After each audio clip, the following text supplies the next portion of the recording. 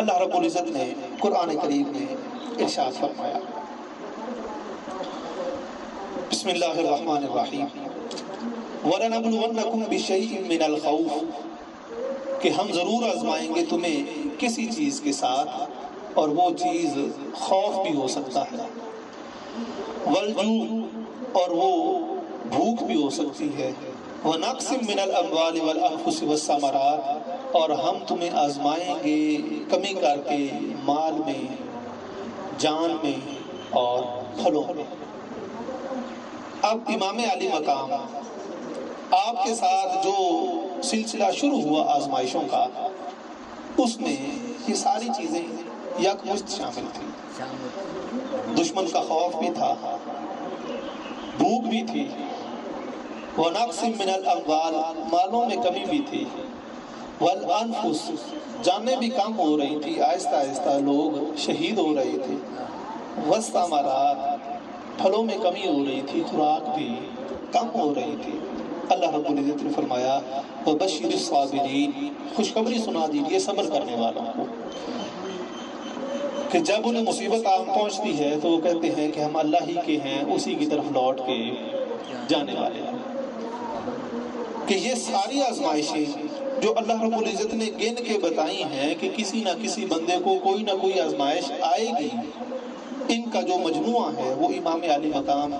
رضی اللہ تعالیٰ عنہ ہیں، کہ ان کو یہ ساری آزمائشیں یکمشت اللہ رب العزت نے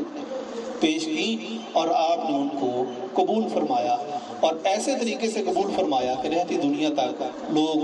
یاد رکھ رہے ہیں کہ انہوں نے ان میں کیسے ثابت قدمی کے ساتھ یہ سارا معاملہ سر انجام دیا۔ شیخ عبد القادر جیلانی رضی اللہ تعالی عنہ آپ اپنی پہلی مجلس کے اندر ارشاد فرماتے ہیں، آپ فرماتے ہیں کہ الاعتراض علی الحق عز وجل عند نزول الاقدار، کہ بندے کا اللہ رب العزت کے حکم کے وقت اعتراض کرنا، کہ جب کوئی حکم اس پہ آیا اور آگے سے بندے نے اعتراض کرنا شروع کر دیا کہ یہ کیوں آیا ہے، کس وجہ سے آیا ہے، آپ فرماتے ہیں موت الدین، اس سے تیرا دین ختم ہو جاتا ہے، وہ موت التوحید، تیری توحید بھی ختم ہو جاتی ہے، دین تیرا اسلام ہے، اور اسلام کا مطلب ہے جھک جانا، جھکنے کا مطلب یہ ہے کہ جو مزاج یار میں ہے اس کو سر تسلیم خم کے کر کے بندہ قبول کرے، چے جائے کہ آگے سے اعتراض کرے کہ یہ بیماری کیوں آئی ہے، یہ آزمائش کیوں آئی ہے، یہ تنگی کیوں آ رہی ہے۔ موت التوحید، تو اللہ رب العزت کو واحد خالق و مالک مانتا ہے، پھر اعتراض کرتا ہے کہ یہ کیوں ہو رہا ہے، جبکہ وہ خالق ہے، مالک ہے اور واحد ہے، ایک ہی ہے، تو پھر اس کے سامنے اعتراض کیسا ہے۔ موت التوکل والاخلاص، جو تو توکل بھروسہ کر کے بیٹھا تھا اور نیک نیت تھا کہ میں اللہ کے سپرد کر کے بیٹھا ہوں، جب تو نے اعتراض کیا تیرا توکل بھی چلا گیا، تیرا اخلاص بھی چلا گیا۔ آپ فرماتے ہیں کہ جو مومن ہے،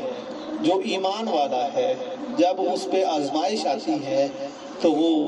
لیما کیفا بل یہ نہیں کہتا کہ یہ کام کیوں ہو گیا، یہ کیسے ہو گیا، یہ کس طرح سے ہو گیا، بلکہ اسے تو ایسا ہونا چاہیے تھا۔ آپ فرماتے ہیں کہ وہ بلا جانتا ہے کہ باری تعالیٰ جو تیرا حکم آیا ہے میں اسے سر تسلیم خم کرتا ہوں، میں اسے قبول کرتا ہوں، اور امام علی مقام نے اسے قبول کر کے دکھایا کہ یہ کوئی انہونی بات نہیں ہے، یہ دنیا میں رہتے ہوئے قبول کیا جا سکتا ہے، اور ہر بندے پہ لازم ہے جو ایمان والا ہے کہ وہ اس کا حکم قبول کرے۔ رومی فرماتے ہیں کہ چیز توحید خدا آموختن، کہ تو